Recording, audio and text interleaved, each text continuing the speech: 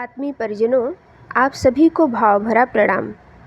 आज हम आप सबके सम्मुख गायत्री मंत्र की फिलॉसफी, गायत्री मंत्र का मर्म और उसका अर्थ क्या है, इसके महत्व के बारे में बताएंगे। इसको पढ़ने से पूर्व सर्वप्रथम गुरु सत्ता के चरणों में भाव भरा प्रणाम करते हैं। ओम अज्ञानतिमिरान्धस्य ज्ञानाञ्जनशलाकया चक्षुरुन्मीलितं येन तस्मै श्रीगुरुवे नमः। तस्मै श्रीगुरुवे नमः। ओम श्री गुरुवे नमः। देव संस्कृति का दर्शन गायत्री मंत्र। गायत्री मंत्र एक फिलॉसफी है। इसे हम जीवन जीने की कला कह सकते हैं। वह सोचने का एक तरीका है, जीवन यापन करने की एक अद्भुत पद्धति है, समाज के गठन का तरीका है, विश्व की शांति का मूल मंत्र है। अगर हम इसे अपनाकर चलेंगे तो हम अच्छी दुनिया की कल्पना कर सकते हैं। अच्छी दुनिया हमें फिर देखने को मिल सकती है, जैसे कि प्राचीन काल में देखने को मिलती थी। गायत्री एक दिव्य ज्ञान है। इसे देव माता कहते हैं। इसकी उपासना से मनुष्य देवता बन जाता है। इसे विश्व माता भी कहते हैं। गायत्री की फिलॉसफी सबको जाननी चाहिए। अगर इसे हम समझ गए तथा उस रास्ते पर हम चलने का प्रयास कर सके तो हमारा जीवन धन्य हो सकता है। गायत्री के 24 अक्षरों में धर्म, नीति, जीवन, कला एवं लोक व्यवहार की बड़ी ही महत्वपूर्ण शिक्षा भरी हुई है। इस शिक्षा को भली प्रकार हृदयंगम कर लेने से वह उद्देश्य पूरा हो सकता है। धर्म ग्रंथों का उद्देश्य मनुष्य के विचार, भाव, लक्ष्य एवं दृष्टिकोण को शुद्ध करना है, जिससे उसकी शारीरिक एवं मानसिक क्रियाएं सतोगुणी एवं धर्म संगत होने लगे। यह प्रक्रिया गायत्री के अक्षरों में छिपी हुई महान शिक्षाओं के अपनाने से हो सकती है। इसलिए गायत्री को वेद शास्त्रों का निचोड़ कहा गया है। गायत्री का मर्म अर्थ समझने से धर्म ग्रंथों का विशद अध्ययन करने का लाभ मिल सकता है। पहला अक्षर ओम। ओम प्रकृति के अंतराल में प्रतिक्षण एक ध्वनि उत्पन्न होती है जो ओम शब्द से मिलती जुलती है। सूक्ष्म प्रकृति इस ईश्वरीय नाम का प्रतिक्षण जप और उद्घोष करती है। इसलिए यह अकृत्रिम स्वयं घोषित ईश्वरीय नाम सर्वश्रेष्ठ कहा गया है। आस्तिकता का अर्थ है सतोगुणी, दैवी, ईश्वरीय, परमार्थिक भावनाओं को हृदयंगम करना। नास्तिकता का अर्थ है तामसी, आसुरी, शैतानी, भोगवादी, स्वार्थपूर्ण वासनाओं में लिप्त रहना। ओम में 3 अक्षर मिले हुए हैं, आ, उ, मा। आ का अर्थ है आत्मपरायण शरीर के विषयों से मन हटाकर आत्मानंद में रमण करना। उ का अर्थ है उन्नति, अपने को शारीरिक, मानसिक, सामाजिक, आर्थिक, आत्मिक संपत्तियों से संपन्न करना। मा का अर्थ है महानता, क्षुद्रता, संकीर्णता, स्वार्थपरता, इंद्रिय लोलुपता को छोड़कर प्रेम, दया, उदारता, सेवा, त्याग, संयम एवं आदर्शों के आधार पर जीवन यापन की व्यवस्था बनाना।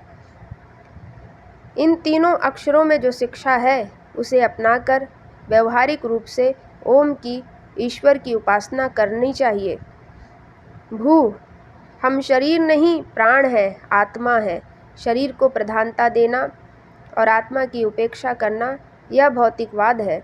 आत्मा को प्रधानता देना और शरीर की उचित रक्षा करना यह आध्यात्मवाद है।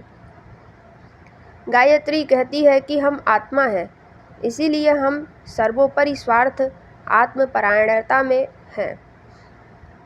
हमें आत्मवादी बनना चाहिए और आत्मकल्याण, आत्मचिंतन, आत्मोन्नति एवं आत्मगौरव की सबसे अधिक चिंता करनी चाहिए। आत्मकल्याण के लिए, आत्मोन्नति के लिए, आत्मगौरव के लिए प्रयत्नशील रहें और समाज सेवा द्वारा विराट पुरुष विश्वमानव परमात्मा की पूजा करें। वह हमें कर्मयोग का संदेश देता है, क्योंकि इसी आधार पर समस्त प्रकार के दुखों से छुटकारा पाया जा सकता है। हम बुद्धिमत्ता, दूरदर्शिता, और विवेकपूर्ण निर्णय करें कि हमें सत्परिणाम के लिए, जीवन विकास के लिए क्या करना है। जो करना हो उसमें तत्परतापूर्वक जुट जाएं। यदि अपना कर्तव्य पालन किया जा रहा है तो असफलता में दुखी या सफलता में हर्षोल्लास होने का कोई कारण नहीं। फल देने वाली शक्ति दूसरी है। हम तो अपना कर्तव्य पूरा करें। यह भावना अनासक्त योग है। जो इस दृष्टिकोण से सोचता है वह सदा प्रसन्न ही रहता है। दुख या कष्ट में भी उसे अप्रसन्नता का कोई कारण दिखाई नहीं पड़ता। स्वः मन को अपने में अंदर स्थिर रखो, अपने भीतर दृढ़ रहो। घटनाओं और परिस्थितियों को जल तरंगे समझो, उनमें क्रीड़ा कल्लोल का आनंद लो। अनुकूल और प्रतिकूल दोनों ही स्थितियों का रसास्वादन करो, किंतु उनके कारण अपने को उद्विग्न, अस्थिर, असंतुलित मत होने दो। इन हर्ष शोक की बाल क्रीड़ाओं में ना उलझे रहकर हमें आत्मपरायण होना चाहिए, स्वः को पहचानना चाहिए। आत्मचिंतन, आत्मविश्वास, आत्मगौरव, आत्मनिष्ठा, आत्मसाधन, आत्मोन्नति, आत्मनिर्माण, ये वो कार्य हैं जिनमें हमारी इच्छा शक्ति, कल्पना शक्ति व क्रिया शक्ति का उपयोग होना चाहिए, क्योंकि अंदर का मूल केंद्र, उद्गम स्रोत आत्मा ही है। आत्म स्थित मनुष्य का अंतःस्थल स्वस्थ होने से वह सदा प्रसन्न रहता है।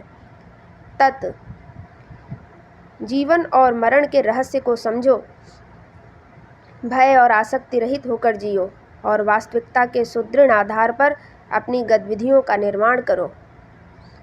यदि हम जीवन के क्षणों का सदुपयोग करें, उसकी हर एक घड़ी को केवल आत्मलाभ के सच्चे स्वार्थ के लिए लगाएं, तो चाहे आज चाहे कल, जब भी मृत्यु सामने आएगी, किसी भी प्रकार का पश्चाताप या दुख ना करना पड़ेगा।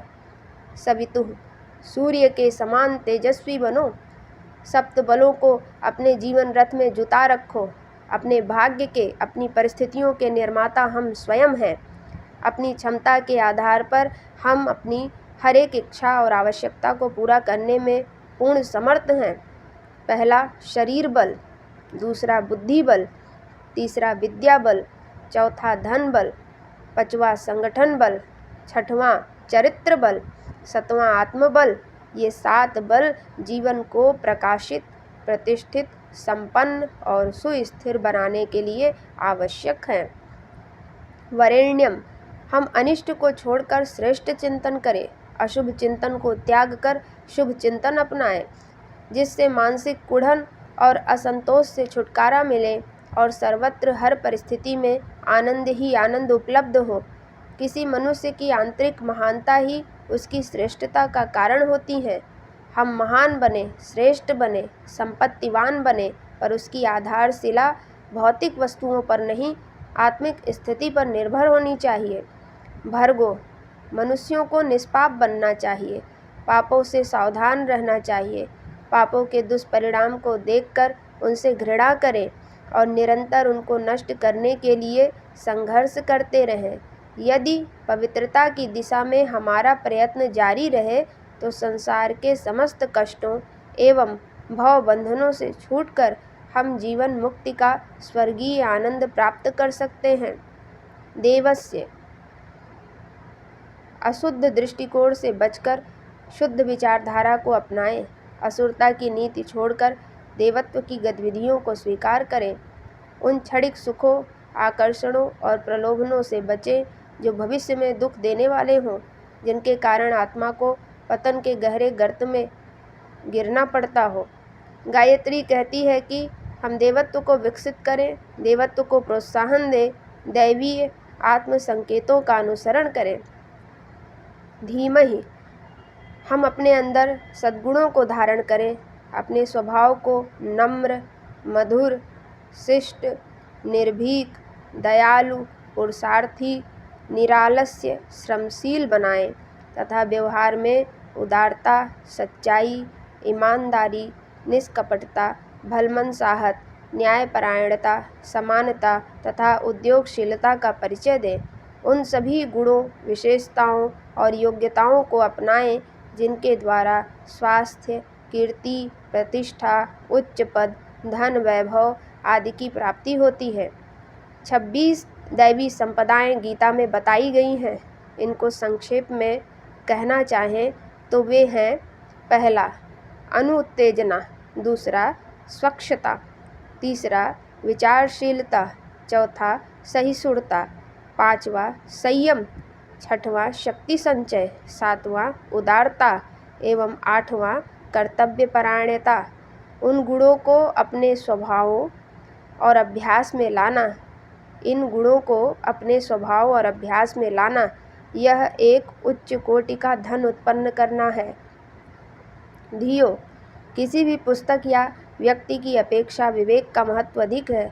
इसलिए जो बात बुद्धि संगत हो, विवेक सम्मत हो, अपने योग्य हो, उचित हो, केवल उसी को ग्रहण करना चाहिए। विवेक की कसौटी पर कसकर हम बुराई भलाई की हर जगह परख कर सकते हैं।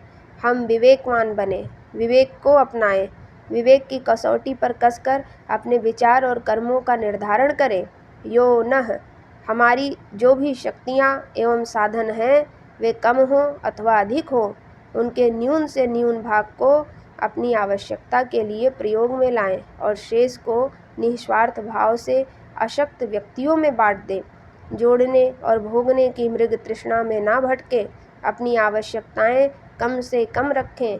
उन्हें पूरा करने के पश्चात बची हुई शक्ति का अधिक से अधिक भाग अपने निर्बल, पिछड़े हुए, अविकसित, निर्धन, अल्पबुद्धि, अशिक्षित लोगों को अपेक्षाकृत अधिक ऊंचा उठाने में खर्च करें। यह ईश्वरीय कार्य में हाथ बटाना और अपनी बुद्धिमत्ता, दूरदर्शिता एवं कर्तव्यपरायणता का प्रमाण देना है।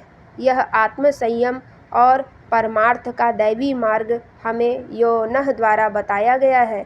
इस पर चलने वाला गायत्री उपासक जीवन लक्ष्य को प्राप्त करके रहता है। प्रचोदयात्, हे भगवान, आप हमें प्रेरणा दीजिए, हमारी बुद्धि को प्रेरित कीजिए। जब बुद्धि में प्रेरणा उत्पन्न हो गई तो सारे धन वैभव पैरों तले स्वयं ही लौटेंगे। यदि प्रेरणा नहीं है तो कुबेर का खजाना पाकर भी आलसी लोग उसे गवा देंगे। गायत्री के प्रचोदयात् शब्द में एकमात्र सद्बुद्धि को प्रेरित करने की याचना परमात्मा से की गई है। आप किसी को निरुत्साहित मत कीजिए, किसी की ऐसी बात मत कहा कीजिए जिससे वह आत्मविश्वास खो बैठे। किसी को ऐसी बात मत कहा कीजिए जिससे कि वह आत्मविश्वास खो बैठे, निराशा के गर्त में गिर जाए, वरन आगे बढ़ने में हर एक को प्रोत्साहित किया कीजिए। ऐसा ज्ञान देना जिससे मनुष्य के विचार ऊंचे उठते हों, आत्मा को सन्मार्ग की ओर प्रोत्साहन मिलता हो, सबसे बड़ा दान है। अपने को प्राणवान बनाएं, दूसरों में प्राण संचार करें।